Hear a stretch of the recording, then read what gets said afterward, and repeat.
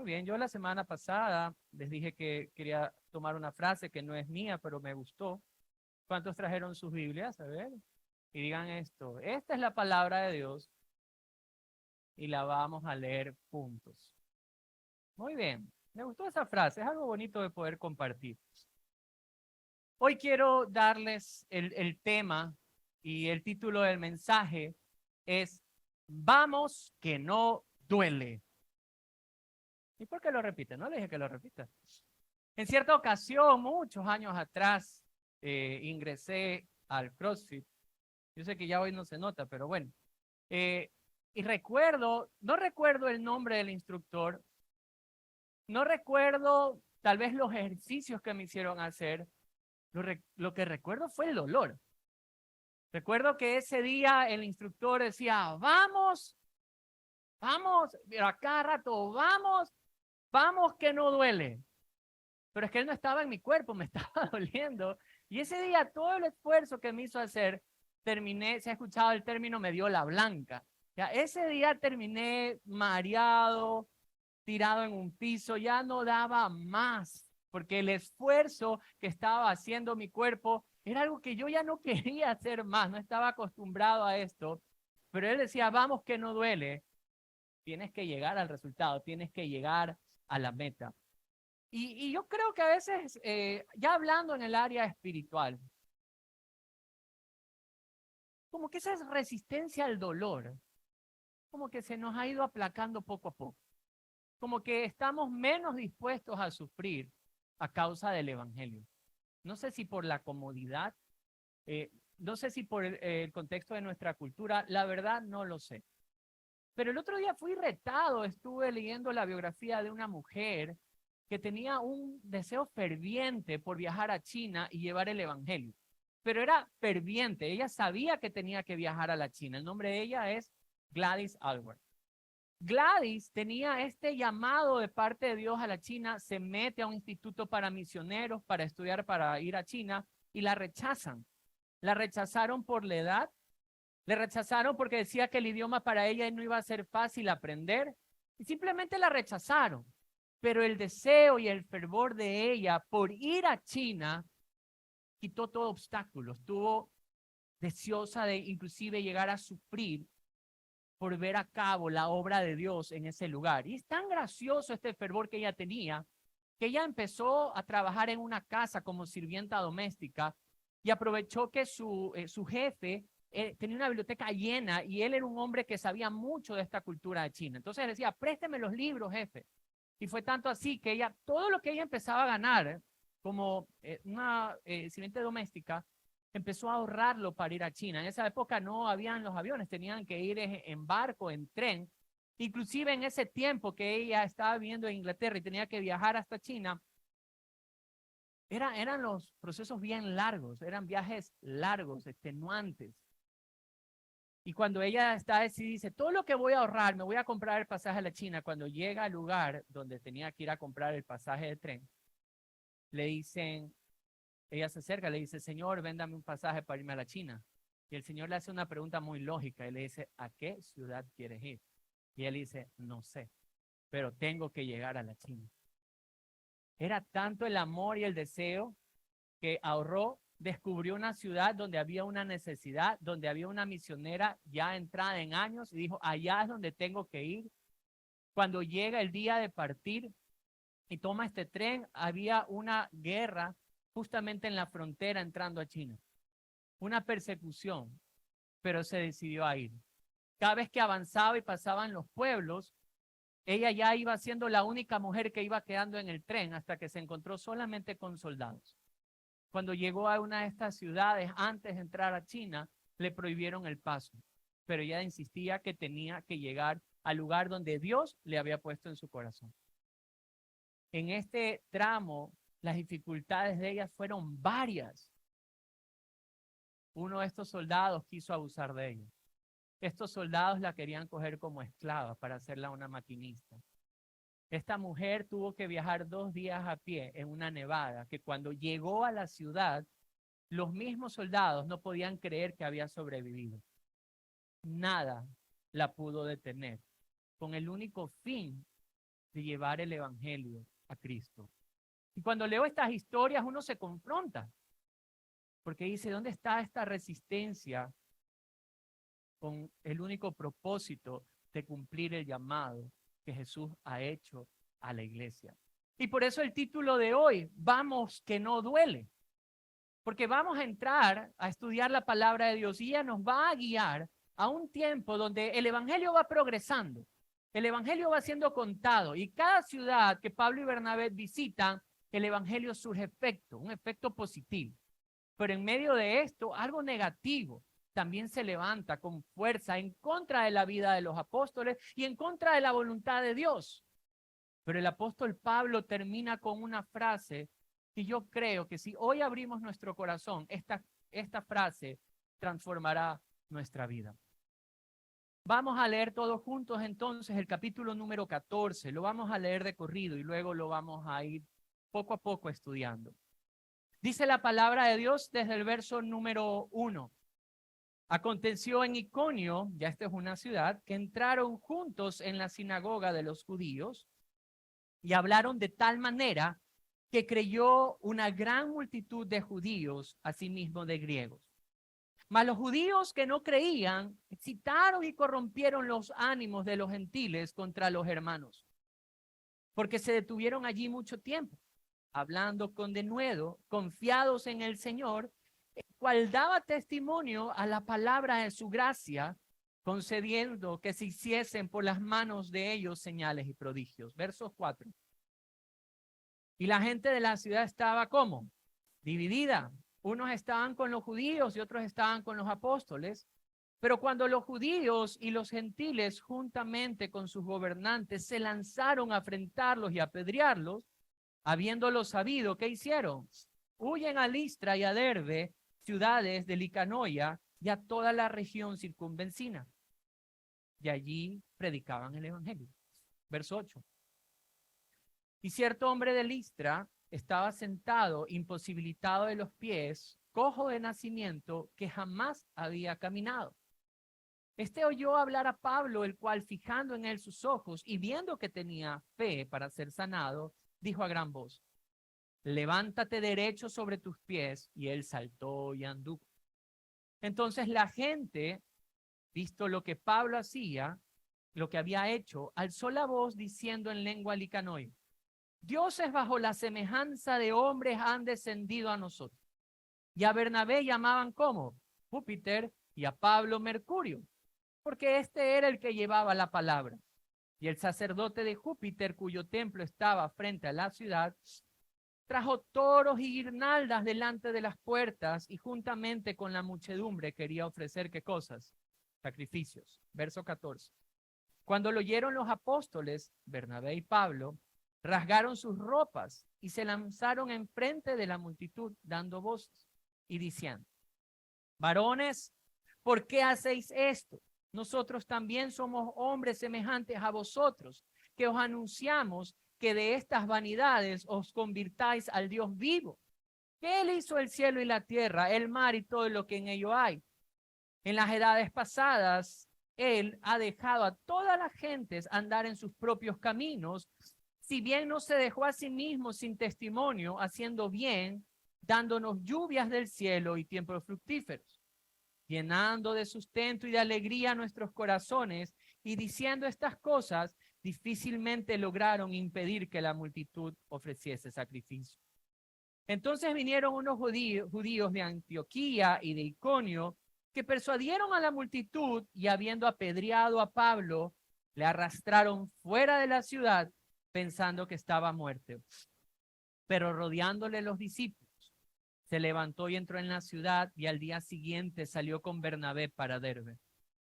Y después de anunciar, ¿qué cosa? El evangelio, aquella ciudad y de hacer muchos discípulos, volvieron a Listra, a Iconio y a Antioquía, confirmando los ánimos de los discípulos, exhortándoles a que permaneciesen en la fe y diciéndoles: es necesario que a través de muchas tribulaciones, ¿cuántas tribulaciones? Muchas tribulaciones, entremos en el reino de Dios. Y constituyeron ancianos en cada ciudad, dejaron ahí pastores, y habiendo orado con ayunos, los encomendaron al Señor en quien habían creído. Pasando luego por Pisidia, vinieron a Panfilia, y habiendo predicado la palabra en Perge, descendieron a Talia. Y de allí navegaron a Antioquía, desde donde habían sido encomendados a la gracia de Dios para la obra que habían cumplido. Y habiendo llegado y reunido a la iglesia, refirieron cuán grandes cosas había hecho Dios con ellos y cómo había abierto la puerta de la fe a los gentiles. Y se quedaron allí mucho tiempo con los discípulos. Muy bien, entonces, aquí observamos algo. El capítulo 14 hace un relato del progreso del evangelio en todas estas regiones. Y vamos a ver dos cosas. La primera es que el evangelio, la predicación del evangelio va a traer conversión. Diga conmigo, la predicación del evangelio trae conversión. ¿Y qué es lo segundo que también observamos? Que la predicación del evangelio trae oposición. Entonces ahora diga conmigo, la predicación del evangelio trae oposición. Entonces, ¿qué dos cosas observamos que trae la predicación del evangelio? Primero, conversiones. Las personas empiezan a depositar su fe ¿en quién? En Cristo. Pero asimismo se va a levantar una oposición. ¿Qué fue lo que observamos desde el capítulo número 13? Veamos el versículo número 12. En esta región donde están predicando, están justamente en la región de Chipre, está un gobernador o un procónsul, como lo llama la Biblia, que tiene este interés por escuchar el mensaje del evangelio. Los apóstoles están predicando el evangelio y aquí está este hombre, un hombre importante, un hombre de gobierno, y el verso 12 dice lo siguiente: entonces el procónsul, viendo lo que había sucedido, ¿qué hizo? Creyó, maravillado ¿de qué cosa? De la doctrina del Señor. Entonces empieza el viaje y ya está este hombre escuchando y creyendo. Si vamos al verso 42 al 44, cuando los apóstoles hacen esta predicación en Antioquía de Pisida, miren lo que dice estos versículos, capítulo 13, 42 en adelante. Cuando salieron ellos, hablando de los apóstoles, de la sinagoga de los judíos, los gentiles les rogaban que el siguiente día de reposo les hablasen de estas cosas. Y despedida la congregación, muchos de los judíos y los prosélitos piadosos siguieron a Pablo y a Bernabé, quienes hablándole les persuadían a que perseveraren en la gracia de Dios. Pero en el verso número 48 dice: y los gentiles oyendo esto se regocijaban y glorificaban la palabra del Señor. ¿Y qué? Creyeron todos los que estaban ordenados para vida eterna.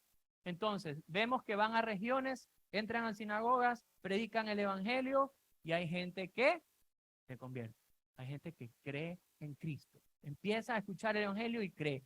14, número 1, miren lo que dice: y aconteció, y ahora están en Iconio, otra ciudad, que entraron juntos en la sinagoga de los judíos y hablaron de tal manera que, ¿qué pasó? Que creyó una gran multitud de judíos y así de griegos.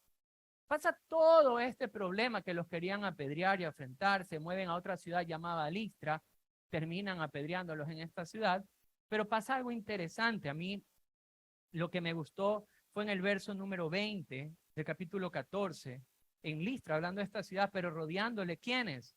Los discípulos. Se levantó y entró en la ciudad y al día siguiente sale con Bernabé para Derbe. Entonces en esta ciudad, ¿qué también ya habían hecho ellos? Discípulos. Entonces, ciudad que visitaban, ciudad que predicaba, ¿y qué sucedía? ¿Qué pasaba con la predicación del evangelio? Habían conversiones, habían personas que creían. Pero no solamente había conversiones. ¿Cuál era el segundo punto que observábamos en los viajes? ¿Qué se levantaba? Oposición. Pero no es una oposición, quisiera llamarlo sano o no tan complicado. ¿Cuántos de los que estamos aquí somos barcelonistas, por ejemplo? Levante con confianza sus manos, tranquilo. ¿Cuántos de aquí? Bueno, a los barcelonistas Dios los bendiga. ¿Y cuántos de aquí son emelexistas ante sus manos. El Señor los reprende. No, mentira.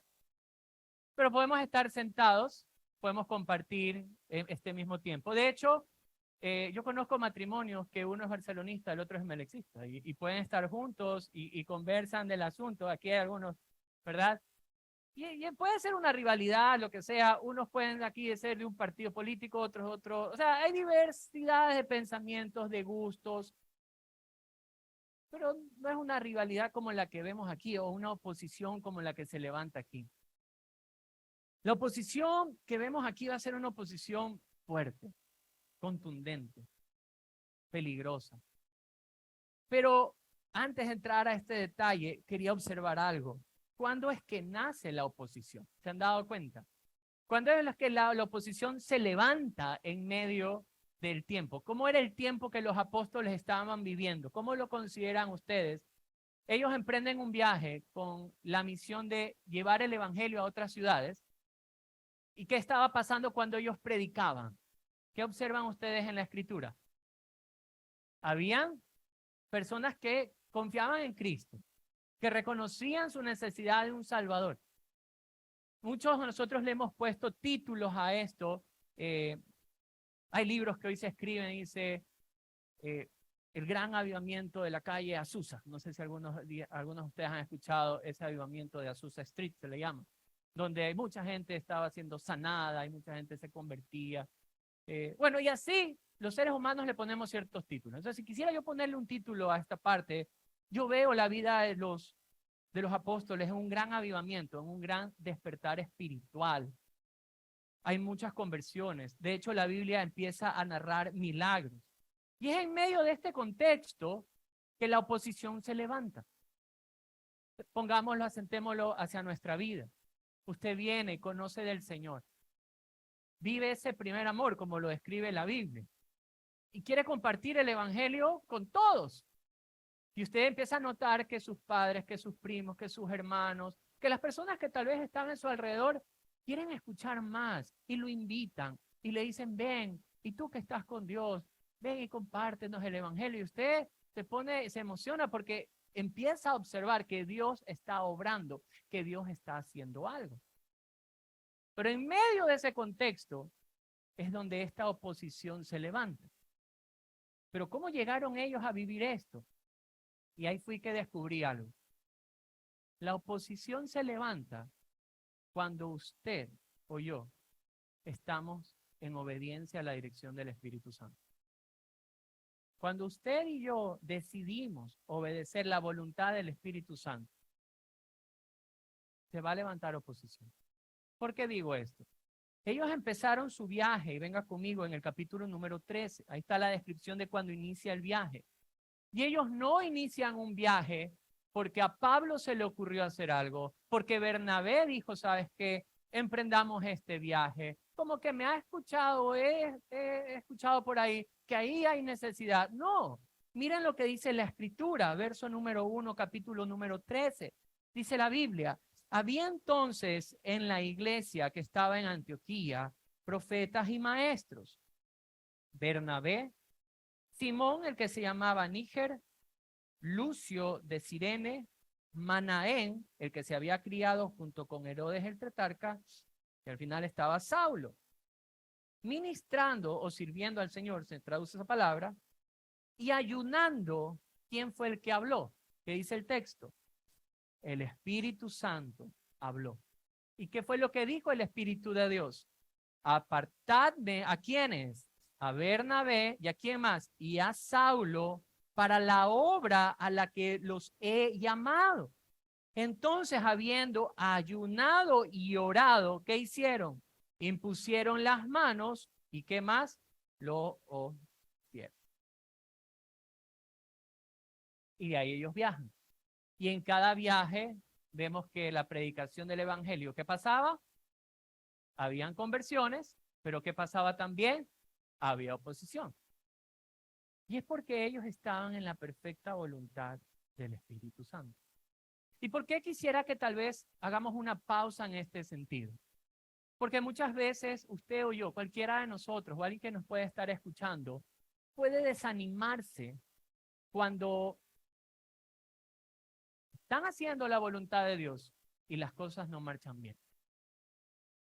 Y las cosas no marchan bien. Yo les comentaba de esta chica Gladys Aylward, o Aylward. Esta chica, cuando iba en el tren y llega a esta ciudad donde los militares la quisieron hacer esclava, porque esa debería ser la palabra, hacerle una maquinista, su biografía narra que ella sintió que tal vez no estaba haciendo la voluntad de Dios. Que decía, bueno, pues si fuera la voluntad de Dios, yo ya hubiera llegado a China, ya me hubiera encontrado con la misionera. Yo creo que tal vez no estoy dentro de la voluntad de Dios. Pero reflexionó y dijo, no, Dios me está llamando. Y luego cuando ella llega a la China, esto es lo más gracioso, ella tenía que encontrarse con esta misionera y ella la iba a recibir en la ciudad de Shanghái.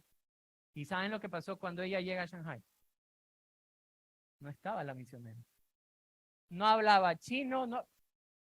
¿Cómo hace? Se las arregló. Porque los misioneros, de todas maneras, entre chinitos y un poco agringados, es fácil decir, misionar, ya es así, no sé. Digo porque yo estaba en China y hay que hacerse entender. Se hace entender. Y cuando ella llega al pueblo donde esta señora vivía, no sabe lo que le pasó. Ya la señora no está. Ya no estaba, ya se había ido. Se había ido a otro pueblo. Para esto le estoy narrando que este viaje que ella emprendía era un viaje sencillo como de 7 días. Se demoró meses en llegar. Y cuando llega a esta ciudad, y no le digo el nombre de la ciudad porque no lo puedo ni pronunciar, porque está en chino. Entonces llega a esta ciudad y la señora que habían dejado otra misionera le dijo, no, ella ya no vive aquí. Dice, ¿y dónde vive? Dice, vive en una ciudad que te queda a 2 días de camino, pero puedes solo llegar en burro. Literalmente le dijeron, solo puedes llegar en burro. Pero ella no podía montar un burro, entonces a los burros les hacían unas canastas de madera y la metían a ella en la canasta de madera 2 días de camino sin parar. Entonces, en situaciones como esas, ella decía, ¿será que estoy haciendo la voluntad de Dios? Y reflexionaba, y la historia nos muestra que ella estaba en el rumbo correcto a pesar de la oposición. Y es que, queridos amigos, si usted desea emprender algo por el Señor, y tal vez la oposición se levanta, venga de donde venga, o sea como sea, si usted considera y ha orado y la voz del Espíritu le ha hablado, persevere a hacer la obra de Dios. Persevere en hacer la obra de Dios. Miren, Jesús vivió lo siguiente. Si nosotros nos vamos un ratito a Lucas capítulo número 4, nuestro Señor está bajo la guía del Espíritu Santo. Pero ¿qué fue lo que le pasó a Jesús en el capítulo 4 de Lucas? Si usted lee conmigo, mire lo que dice la Escritura. Jesús, ¿ya llegó? Dígame un fuerte, ya llegué. Muy bien, no han llegado mucho, entonces voy a esperar. Lucas 4, está después del 3 y antes del 5. Es un chiste pastoral, si se quiere reír puede decir, no, écheme un bibliazo por agrio. Dice el verso número 1, Jesús lleno del Espíritu Santo volvió del Jordán y fue llevado ¿por quién? ¿Por quién? Por el Espíritu. ¿A dónde? Al desierto. Entonces, ¿quién lo está guiando a nuestro Señor en ese momento? Es el Espíritu Santo quien guía a Jesús. ¿A dónde? Al desierto. ¿Qué pasó en el desierto? Por 40 días. ¿Y era qué cosa? Tentado por el diablo y no comió nada en aquellos días pasados los cuales tuvo hambre. Y todos sabemos el relato y Jesucristo es tentado. Pero en el verso número 14 pasa la tentación y dice, Jesús volvió en el poder del Espíritu a Galilea. Bueno, y se difunde su fama y empieza el ministerio. ¿Qué es lo que quiero decir con esto? El Espíritu de Dios guía a Jesucristo hacia el desierto y en el desierto no es algo fácil de pasar 40 días, 40 noches sin comer. Y después de esto, Satanás se aprovecha de esto y lanza una tentación para hacerlo caer. Pero él estaba en el poder del Espíritu. Él estaba siendo guiado por el Espíritu y terminó lleno del Espíritu. Y es que las dificultades a usted y a mí no deberían detenernos. La verdad es esa, no deberían detenernos. La oposición nace en medio de tiempos buenos, en tiempos donde estamos obedeciendo al Espíritu Santo. Pero yo les comentaba que esta oposición que nace en medio de la predicación es peligrosa, pero no solamente que es una oposición peligrosa, es una oposición poderosa. Veamos un poquito cómo la oposición actuó en este viaje misionero de Pablo y Bernabé. Vengamos un ratito a Hechos 13, verso 50. Y cuando llega ahí, dígame, yo quiero leer primero. Nadie dice. Hechos 13, versículo número 50. ¿Cómo se levantó la oposición aquí? Verso 45, capítulo 13, dice lo siguiente. Viendo los judíos la muchedumbre, se llenaron de celos. Esta palabra se puede traducir como y se indignaron también.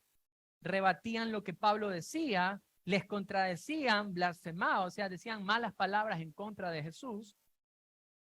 El verso 50 nos deja ver esto, cómo la oposición actúa, pero los judíos instigaron a mujeres piadosas y distinguidas, a los principales de la ciudad, y miren lo que pasa. Se levanta persecución contra Pablo y Bernabé y los expulsan de sus límites.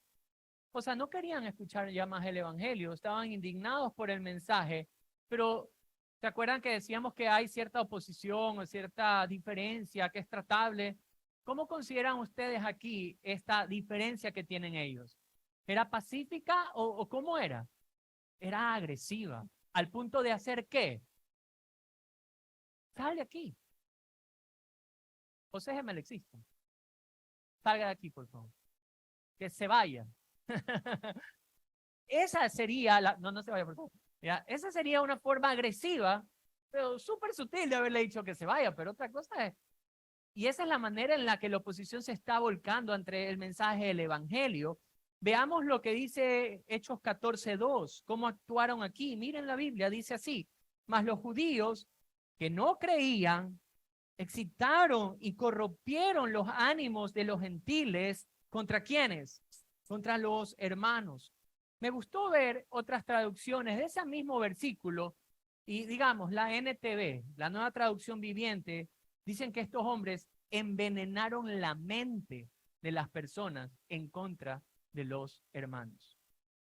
¿Cómo se envenena la mente? No se me hagan los santos aquí, porque todos hemos alguna vez vivido ahí. ¿Cómo? Murmurando, ¿qué más? Con mentiras, ¿qué más? Calumnias, falso testimonio. Y normalmente esto a veces se hace en secreto. Imagínense la manera o el odio que había en algunos por la predicación del evangelio, que empezaron a envenenar la mente de otros. Miren lo que dice en cambio la NBI. Dice que estos hombres amargaban el ánimo en contra de los hermanos. ¿Qué en cambio sería amargar los ánimos? Indisponerlos, que no crean en lo que ellos están diciendo, llevarle la contraria, hasta burlarse. Esa era la oposición. Era una oposición hostil, una oposición agresiva, una oposición hasta frontal, diría yo, en contra del mensaje del evangelio y de quienes lo estaban portando en esa época. Miren lo que dice Hechos 14:5. Pero cuando los judíos y los gentiles, juntamente con quienes, esto es interesante porque quién se mete también ya en la colada, juntamente con sus gobernantes, se lanzaron a afrentarlos y a hacerles ¿qué? Apedrearlos. Ustedes saben por qué se apedreaba en la época. Se apedreaba cuando había un juicio y se consideraba alguna herejía. A un hereje se lo apedreaba, a un hereje se lo quemaba vivo, a un hereje se lo crucificaba. Esa era la condena por herejía. Entonces, estaban siendo considerados herejes, al punto de merecer, ¿qué cosa? La muerte. Esa era la oposición que se levantaba en medio de la obediencia al Espíritu Santo. Pero aquí viene algo interesante. Lo más peligroso de la oposición que se levantó en contra de la predicación del Evangelio era la ceguera. La ceguera de aquí adentro. La ceguera espiritual. Y en este punto, tal vez sería muy fácil para un cristiano o a una persona que tiene tiempos en la iglesia decir, oye, mira cómo actuaron este hombre en contra de los apóstoles. Pero yo quisiera que observemos algo. Quisiera que usted y yo nos pongamos un momento en esos zapatos y veamos cómo era la acción de ellos. ¿Por qué digo que esta oposición ciega es peligrosa? ¿Cómo actuaron cuando llegó el evangelio a Listra? Verso número 8, venga conmigo. Hechos 14, verso número 8, dice la escritura. Y cierto hombre de Listra estaba sentado, imposibilitado de los pies, cojo de nacimiento, que jamás había andado. Había un hombre que no caminó o no había caminado nunca. Ya, ese es el contexto. Y dice la Biblia, el verso 9, y oyendo hablar a Pablo, el cual fijando en él sus ojos y viendo que tenía fe para ser sanado, dijo a gran voz, levántate derecho sobre tus pies. Y él saltó y anduvo. Entonces la gente, visto lo que Pablo había hecho, alzó la voz diciendo en lengua licanoica, dioses bajo la semejanza de hombres han descendido a nosotros. Y Bernabé le llamaban Júpiter y a Pablo le llamaban Mercurio, porque este era el que llevaba la palabra. Y el sacerdote de Júpiter, cuyo templo estaba al frente a la ciudad, trajo toros, guirnaldas delante de las puertas y juntamente con él la muchedumbre quería ofrecer sacrificios. ¿Cómo actuaron ante un milagro? ¿Se dan cuenta? ¿Cuál era tal vez el problema número uno de esta sociedad? Incredulidad, ¿qué más? Idolatría. Tenían esto en la mente. Esta es la forma que les habían sido enseñadas de cómo relacionarse con Dios de alguna forma. Y sucede un milagro. ¿Y a quién le atribuyen ellos el milagro? Dioses paganos. Le dicen, miren, aquí está, y dijeron dos dioses. ¿Cuáles son? Júpiter y está Mercurio, ¿verdad? Entonces, Júpiter se lo consideraba como que el dios griego de todo, sobre todo.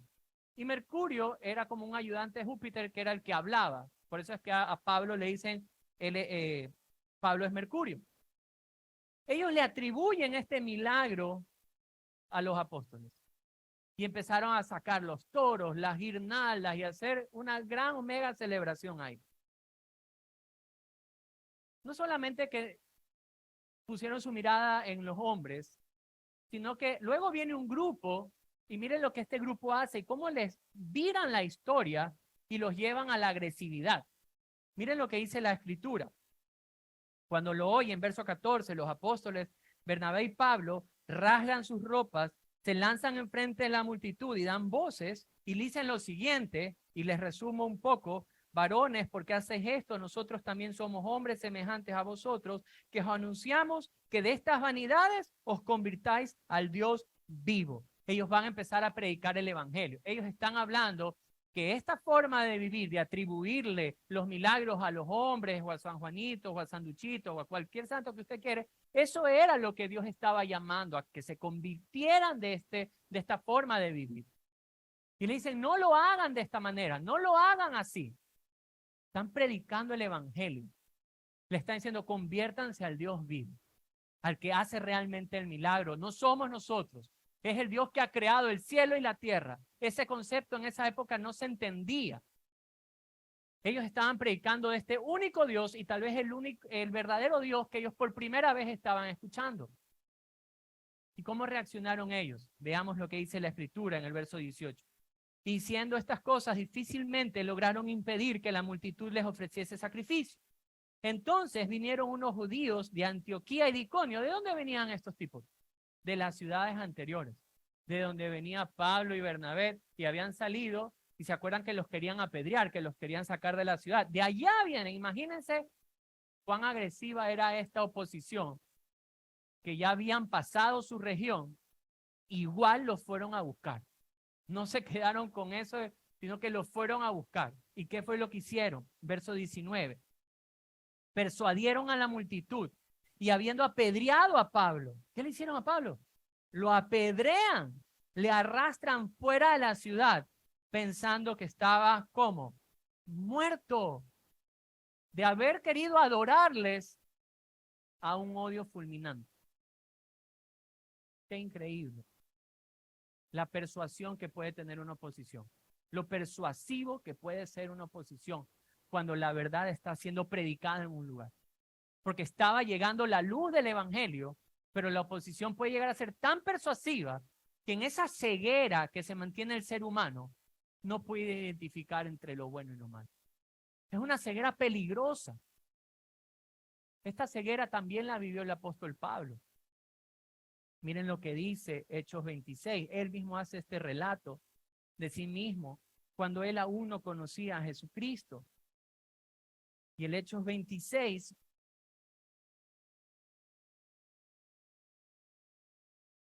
dice el verso número 9. Yo, está hablando Pablo, ciertamente había creído mi deber hacer muchas cosas en contra el nombre de Jesús de Nazaret, lo cual también hice en Jerusalén. Y miren lo que hizo este hombre.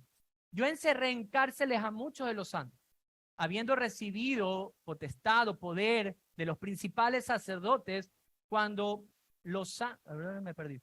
Ya necesito lentes, ¿sabes? Tengo uno, le voy a poner aumento. Yo encerré en cárceles a muchos de los santos, habiendo recibido poderes de los principales sacerdotes, y cuando los mataron, yo di mi voto.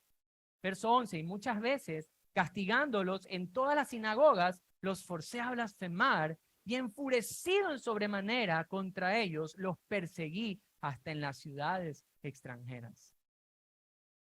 Cuando aún no conocía a Jesús, el gran apóstol Pablo, a quien usted y yo a veces leemos, decimos, wow, qué hombre de Dios, fue un perseguidor.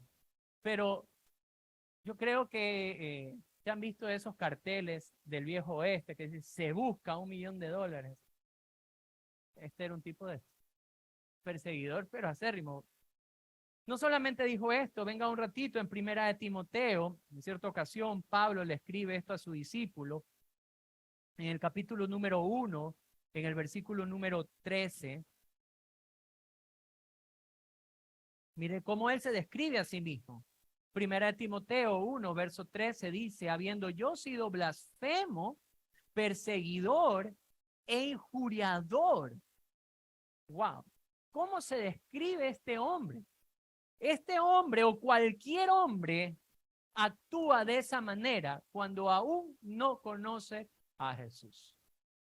Por eso yo le decía, todos hemos estado en estos zapatos. No hay ninguno de nosotros que no haya pasado por estos zapatos. Porque hay una verdad que rige en todos los que estamos aquí y de los que no están aquí. Es una verdad que Pablo lo describe también en Romanos capítulo número 1. ¿Y cuál es esa verdad? Venga conmigo, por favor. En el verso número 19. Romanos hace una descripción de lo más íntimo del hombre, del ser humano. Y miren lo que dice el verso número 19. Romanos 1, verso 19. Porque lo que de Dios se conoce les es manifiesto. Está hablando de la raza humana, del hombre. Porque lo que de Dios se conoce les es manifiesto. Pues Dios se lo manifestó. Porque las cosas invisibles de Él, su eterno poder, su deidad, se hacen claramente visibles desde la creación del mundo, siendo entendidas por medio de las cosas hechas, de modo que no tenemos excusa. O sea, no hay persona que salga, ¿verdad? A mí me encanta ese camino de Guayaquil a Baños. Cuando uno se va a Baños de Agua Santa, se llama, ¿verdad? Hay una parte de la carretera que va como bordeando las montañitas, bueno, las montañotas. Y uno se siente tan enano al lado de reverendas montañas y unos paisajes increíbles que yo creería que no hay ser humano que diga, a ver, el mundo se creó porque una explosión hizo esta vaina. Es hasta ilógico. O sea, hay que tener más fe para ser ateo, la verdad, que para ser creyente. Porque las teorías que hay hoy día en el mundo es que hubo una gran explosión. ¿Ya? Pero ¿quién encendió la llama para que explote? Es como que yo pusiera un carro, o mejor dicho, yo coja un montón de chatarra con otro montón de chatarra, choque las chatarras y me salga un Lamborghini. O sea, así de ilógico. Pero el ser humano, el hombre, tiene el testimonio de Dios aún en la misma naturaleza. Estos hombres que estaban diciendo, y Júpiter y Mercurio, y son dioses con semejanzas de hombre, y han venido, esos hombres tenían testimonio en su conciencia que existe Dios. Todo ser humano tiene conciencia de que hay Dios, pero ¿qué hacemos nosotros, los seres humanos? ¿Qué es lo que nosotros hacemos? Sabiendo que hay Dios, no lo queremos reconocer. Le ponemos otros nombres y los hacemos a nuestra manera. El corazón ciego es peligroso. Esta oposición no era desconocida por Jesús, y Jesús inclusive le dijo a sus apóstoles, y venga conmigo a Mateo 10, Jesús le dijo lo siguiente a los discípulos: esta oposición peligrosa, esta oposición que se levanta en contra de la predicación del evangelio, y vamos a Mateo 10, es algo que Jesús ya lo había dicho. Jesús ya se los había dicho. Y mire lo que dice desde el verso número 16. He aquí, dice Jesús, yo os envío como ovejas en medio de lobos. Sed pues prudentes como serpientes, sencillos como palomas, y guardaos de los hombres, porque os entregarán a los concilios en sus sinagogas y os azotarán. Y aun ante gobernadores y reyes serán llevados por causa de mí para testimonio a ellos y a los gentiles. Mas cuando se entreguen, no se preocupen por cómo han de hablar, porque en aquella hora os será dado lo que habéis de hablar. Porque no sois vosotros los que habláis, sino el Espíritu de vuestro Padre que habla en vosotros. Y la persecución se agudiza. Mira el verso 21. Y el hermano entregará la muerte al hermano, y el padre al hijo, y los hijos se levantarán contra los padres, y los harán, ¿qué cosa? Morir. Y seréis aborrecidos de todos por causa de mi nombre, mas el que persevere hasta el fin, este será salvo. Entonces la persecución viene por todos los lados. Lo más gracioso es que la persecución a veces nace en la misma iglesia. En la misma iglesia puede nacer la persecución.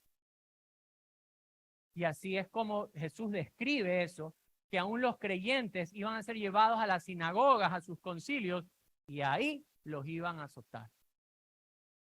Religiosamente absurdo para mí, la verdad. Porque ¿qué religión puede decirte que puedes azotar a un hombre y llevarlo a la muerte? No tiene sentido. Pero así de ciega es el corazón del hombre cuando no quiere ir a la verdad. No solamente viene de un liderazgo religioso, sino viene de un gobierno que persigue. De esa forma Jesús describe que vendría la oposición. O sea, las mismas leyes van a empezar a ir en contra de la misma palabra de Dios. Yo creo que es algo que nosotros hoy lo estamos viviendo. Tal vez en nuestro país no tan fuerte aún, pero estoy seguro que en algún momento tiene que llegar, porque esta corriente se sigue dando y con más fuerza en todo lugar. No solamente vendría el gobierno, sino que la misma familia iba a empezar a perseguir. El mismo hermano al hermano, el padre al hijo. Recuerdo hace muchos tiempos atrás, antes de casarme, por cuestión del negocio, me tocaba viajar a la China. Y yo tenía un grupo de amigos que vivían en Quito. Y me hice amigo de un chino quiteño. O sea, bien rara la mezcla, pero era mi amigo. Bueno, es mi amigo. Chino, quiteño y cristiano. Entonces, cuando lo conocí, yo le comentaba, ¿sabes qué? Mira, sigo a Jesús. Él me dijo, yo también. Compartimos un tiempo en la iglesia de él allá en Quito. Y por cuestiones del Señor, él se va a la China, se fue a vivir nuevamente allá solo. Y me tocó viajar y me encontré, le digo, oye, ¿puedo caerte en la casa? Me dijo, vente. Y pudimos conversar más.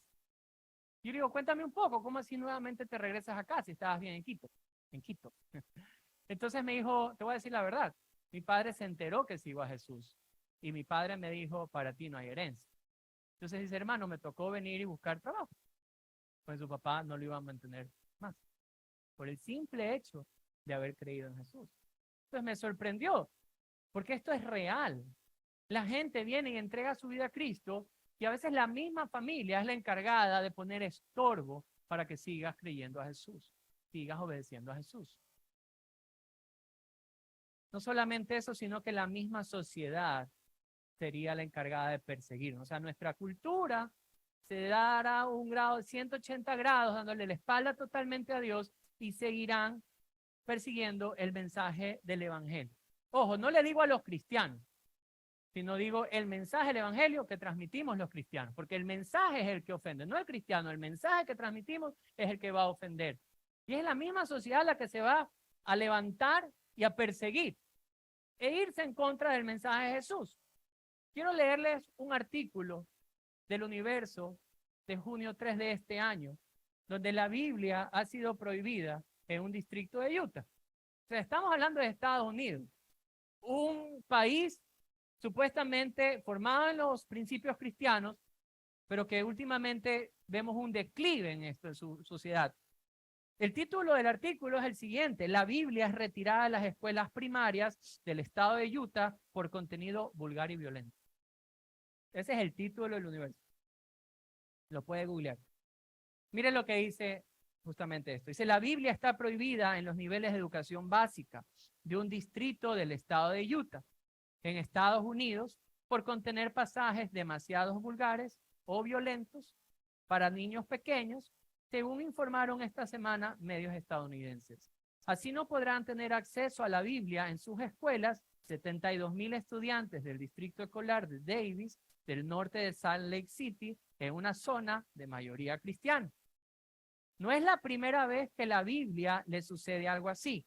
La última vez que fue retirada de las escuelas temporalmente fue en los estados de Texas y Missouri. En el estado de Arkansas entró en vigencia este año una ley que sancionaría a los bibliotecarios por proveer materiales dañinos, entre comillas, a menores de edad, y se creó un nuevo proceso para que la ciudadanía pida que ciertos libros sean removidos de las bibliotecas. Este mes, una coalición de bibliotecarios, libreros, lectores y escritores presentaron una demanda contra el estado de Arkansas en desafío a la nueva ley que enviaría a los bibliotecarios a la cárcel por recomendar los libros que estuvieran en la lista prohibida. ¿Qué libro piensan ustedes que va a estar prohibido? La Biblia. La mayor parte de las objeciones, según un análisis del Washington Post, es sobre los libros que hablen sobre temas raciales y de LGBTI. Universo, 3 de junio del 2003. Eso es hoy. O sea, no, hoy día estamos 12. Pero esto es ahora. O sea, no puede haber una Biblia en una escuela. No se puede hablar de la Biblia, no se puede hablar del mensaje de la Biblia en una escuela.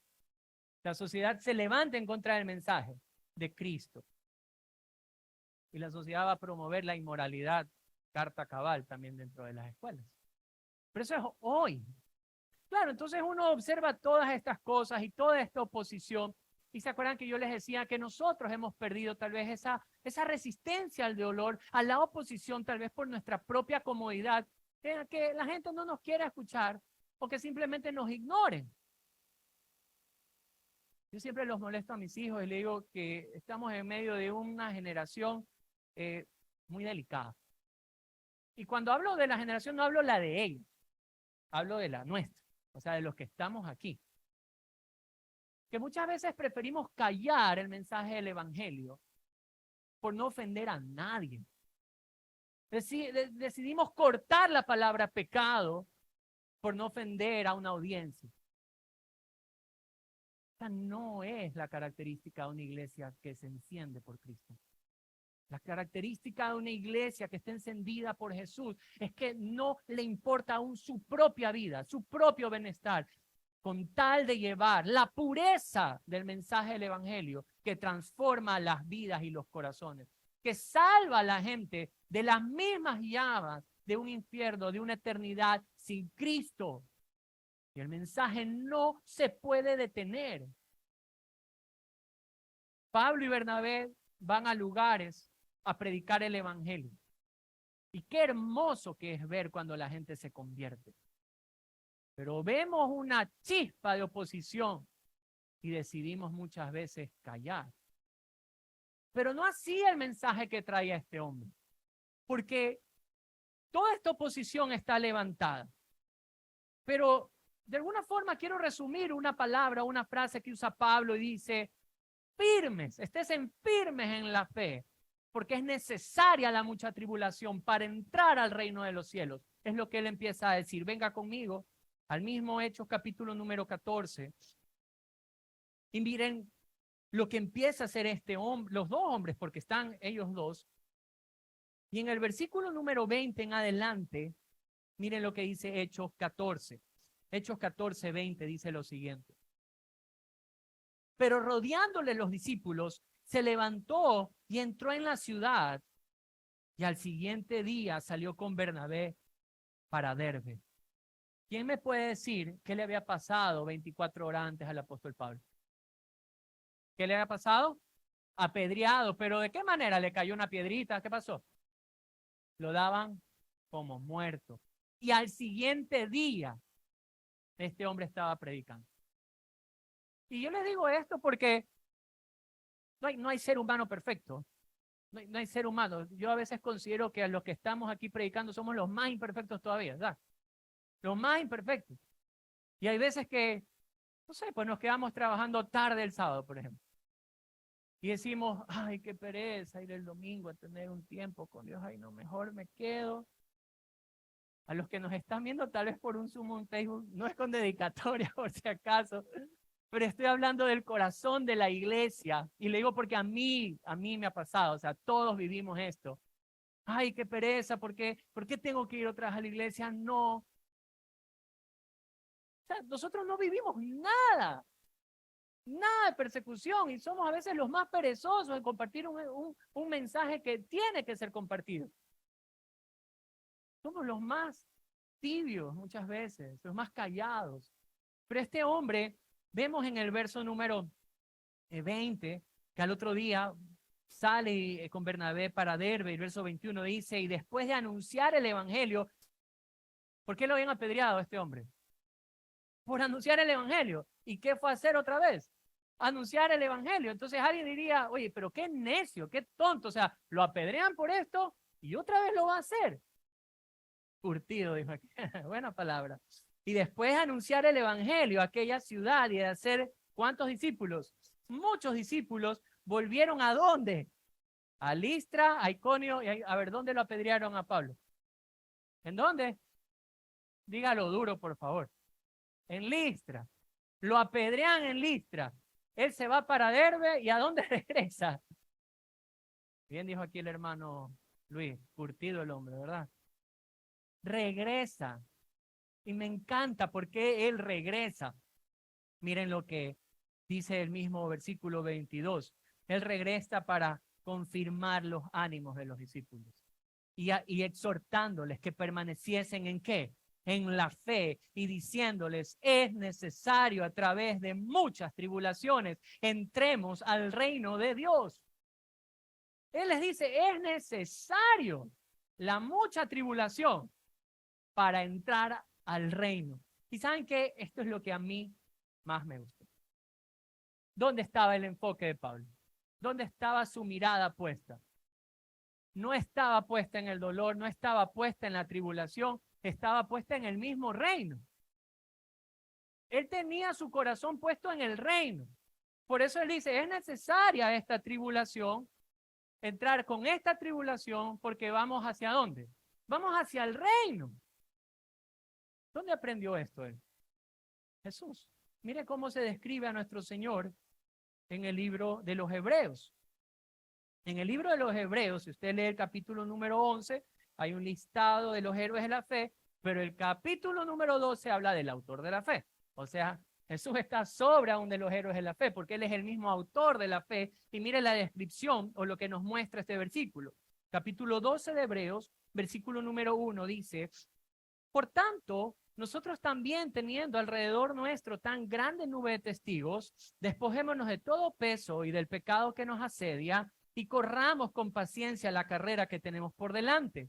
Puesto los ojos ¿en quién? En Jesús, el autor y consumador de la fe, y aquí viene el punto de cómo Jesús atravesó el dolor, cómo pudo él atravesar la cruz, los látigos, los clavos en sus manos. ¿Cómo pudo resistir el dolor de estar clavado en un madero, de haber sido burlado, desnudado enfrente de absolutamente todos? De cómo pudo cargar aquella corona de espinas en su cabeza que entraban profundo, aún dentro de su cráneo. ¿Cómo lo pudo él atravesar y no declinar? Por lo que dice este versículo.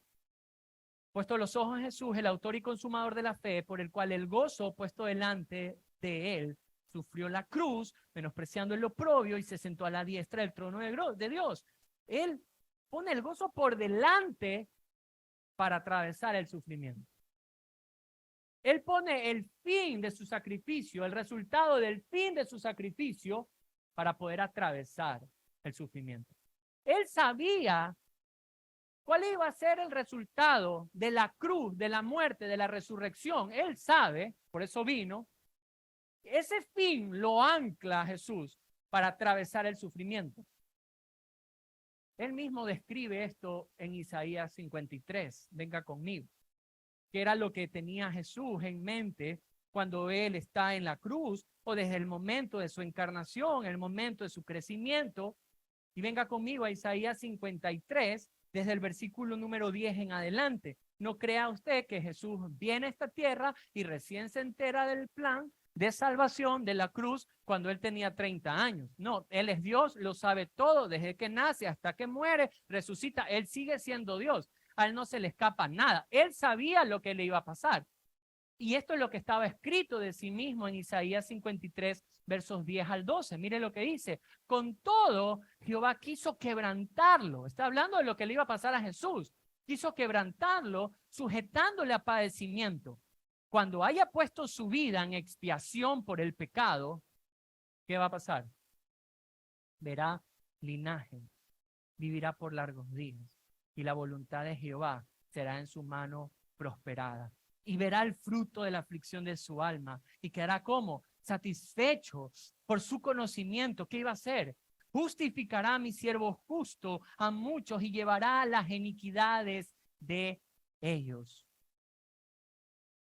Esto me encanta, porque Cristo sabe lo que tenía que atravesar la cruz, sabe el dolor de la cruz, pero su alma iba a quedar satisfecha cuando por medio de su sacrificio iba a justificar a quienes no nos podemos justificar de nuestro pecado. No hay obra en esta tierra que usted y yo podamos hacer para borrar un punto de un pecado nuestro. Nuestra justicia jamás nos va a alcanzar para poder ganarnos el cielo. Tenía que venir alguien perfecto, intachable, un cordero sin mancha, como lo describe la Biblia, para ser puesto como sacrificio, para que en su muerte nuestros pecados sean lavados por completo, para que haya una reconciliación con Dios. En palabras a veces un poco más fáciles. Porque hubo un inocente que pagó por nosotros los culpables. Entonces Jesús, estando en la cruz y sufriendo la cruz, pudo estar en la cruz. ¿Por qué? Porque pensó en la iglesia. Porque pensó en cada uno de aquellos que escucharía este mensaje. Que reconocerían su vida como la de una persona que necesita ser rescatada. Su alma quedaría satisfecha cuando vea a la gente arrepentida y perdonada. Eso iba a traer contentamiento y alegría a Dios. Por eso es que Jesús nos muestra a nosotros ese enfoque correcto para ser portadores de un mensaje que va a levantar oposición.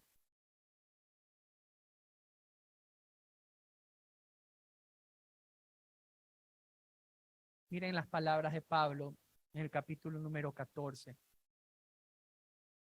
Perdón, capítulo número 4 de Segunda de Corintios. En Segunda de Corintios, Pablo ya años después nos da a conocer algo que tal vez él describe cuando lleva esas palabras de ánimo a la iglesia, que les digan, sigan firmes en la fe, porque es necesario entrar al reino por medio de la oposición. Porque siempre ese enfoque correcto nos va a dar a nosotros la actitud correcta. A mí me pasó algo gracioso el otro día y tal vez para mostrar o dar ejemplo de algo. Con mi esposa hemos decidido nuevamente tratar de llevar una vida sana, haciendo ejercicios. Cuesta. Qué rico que es comer, ¿verdad? Ya les veo a algunos de ustedes con ganas de ir a comerse un buen seco de pollo, seco de chiva, caldo de bola, ceviche, encebollado. No, ya le estoy haciendo dar hambre. ¿Y qué difícil que es? Y ahora estamos en el box, ya no estamos en el cross, estamos en el box. Y nuestro deseo es poder tener una vida saludable, que te queden los pantalones, que te quede la ropa. Pero para llegar a ese punto, el camino es difícil. Entonces, el otro día nos pusieron un ejercicio que nuestro hijo Lucas lo hace fácil. Él es deportista y en cierta ocasión estábamos en una feria de deportes y había un grupo de camaroneros y de pesca que venden estas cosas, camarones congelados y pescado congelado. Y pusieron una prueba de una barra y te tenías que quedar guindado de esa barra por 2 minutos y podías llevarte $50 en producto. Entonces Lucas dice, tranquilo papi, que comemos la semana. Y fue, la verdad fue, se quedó guindado porque él hace escalada y normalmente los niños que hacen escalada se pueden quedar guindados. Y eran como 2 minutos y medio y seguía guindado. Que le tuvieron que decir, ya bájate, bájate, porque no vas a quedar sin producto. Cuando lo veía, yo decía, qué fácil eso. Qué fácil eso. Y si le digo, si Lucas, que es más pequeño, puede, también puedo. Entonces, no lo hice ese día, por si acaso, para no hacerlo quedar mal. No. Me lo hicieron en el box el otro día. Entonces había este el circuito y eran, bueno, ahora sí, el primer paso es, te tienes que quedar guindado 30 segundos. Uno como buen guayaquileño va ahí canchero, ¿no? Y cojo esas cosas, me guindo, o sea, suelto las piernas, me quedo guindado, no duré creo que ni 3 segundos y medio, y que sentía como se me abrían las manos, y yo, ¡ay! No lo hice, porque no lo pude hacer, porque de verdad que era muy complicado el asunto, y de alguna forma esto nos da una visión de nuestra forma de vivir aquí en la tierra. Es que el dolor que sientes en tu cuerpo te puede paralizar en ciertas cosas porque es una visión momentánea, una visión de que, ay, me duele, no puedo, lo suelto y me duele ahorita, pero no estamos viendo a futuro. El dolor que trae predicar el evangelio, la oposición que se puede levantar, claro, nos puede doler en el momento porque alguien que tú amas se puede levantar en contra de ti. Algo que realmente penetre tu corazón y te quiera detener por predicar el evangelio y te vas a fijar en el ahora. Pero el enfoque correcto te va a dar la actitud correcta. Y Pablo, entrado en años, dice lo siguiente en 2 Corintios 4, versículo número 7 al 12. Miren lo que dice la escritura. Pero tenemos este tesoro, está hablando del evangelio, tenemos este tesoro en vasos de barro para que la excelencia del poder sea de Dios y no de nosotros. Y miren esta descripción. Sé que estamos atribulados en todo, mas no angustiados, en apuros, mas no desesperados, perseguidos, mas no desamparados, derribados, pero no destruidos. Yo siempre le digo a ustedes, queridos hermanos, ¿cómo están? Siempre cuando empiezo un mensaje. Y todo el mundo me dice, bien. Si Pablo se congregara en medio de nosotros, tal vez me hubiera dicho, hermano, yo estoy atribulado, pero no estoy angustiado. Miren la descripción que hace este hombre. Verso 10, perseguidos, mas no desamparados, derribados, pero no destruidos. Verso 10, llevando en el cuerpo siempre, por todas partes, la muerte de Jesús, para que también la vida de Jesús se manifieste en nuestros cuerpos. Porque nosotros que vivimos, siempre estamos entregados a muerte por causa de Jesús, para que también la vida de Jesús se manifieste en nuestra carne mortal, de manera que la muerte actúe en nosotros y en vosotros la vida. Y estas palabras a mí me encantaron porque él sabía que esta persecución o todos los días él estaba expuesto a la muerte por causa del evangelio, pero esa causa de muerte que pasaba sobre él por la predicación del evangelio reposaba en vida sobre aquellos que escuchaban con fe el evangelio. Entonces yo me imagino a estos hombres de Listra, de Iconio. Pablo se va apedreado, se va medio muerto, regresa. Normalmente las heridas no sanan tan rápido, pueden ser visibles, pero este hombre se levanta delante de la congregación y les dice: estén firmes, perseveren, mantengan su convicción en Cristo, porque es necesario llegar al reino, pero por medio de tribulaciones. Y él mismo estaba viendo las tribulaciones. Y ese es el mensaje para la iglesia también en nuestros días. Que vivamos vidas que demuestren que amamos a Cristo sin importar lo que pueda venirse en contra de nosotros. Que si nos toca dar testimonio de Cristo Jesús, sea aquí, sea en un parque, sea en una reunión, sea en el trabajo, sea quien sea, vale la pena. Porque el mensaje del evangelio que transforma vidas debe ser comunicado. Pero hago una pregunta. ¿Cómo está su vida hoy? ¿Cómo está esa sensibilidad al dolor por causa del evangelio? ¿Cómo está esa disposición a servir por causa del evangelio, a sufrir? Yo quisiera hoy tal vez replicar las palabras del apóstol Pablo y animar a la iglesia a que no se detenga en la predicación de la palabra de Dios. Porque la palabra de Dios trae una cosa, primero que la oposición. ¿Qué traía? Conversión. Y vale la pena, aunque nos persigan y se nos opongan, con tal que alguien pueda llegar a los pies de Cristo. Y en medio donde usted vive todos los días, hay personas que tal vez se mofan de usted, le dicen algún epíteto, lo que sea. No importa, siga predicando, porque alguien al lado debe estar escuchando. Porque a alguien la semilla, la preciosa semilla del evangelio va a dar fruto. Pero también quiero darle un mensaje, tal vez si aquí hay alguien a quien aún no ha puesto su confianza en Jesús.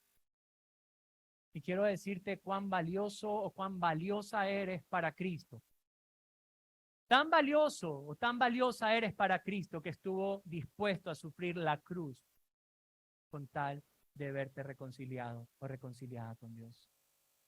De tal manera Cristo te ha amado que valió la cruz y el sufrimiento con tal de que un día puedas estar cara a cara con Él sin ninguna cuenta que pagar, sino completamente perdonado. Amén. Oremos.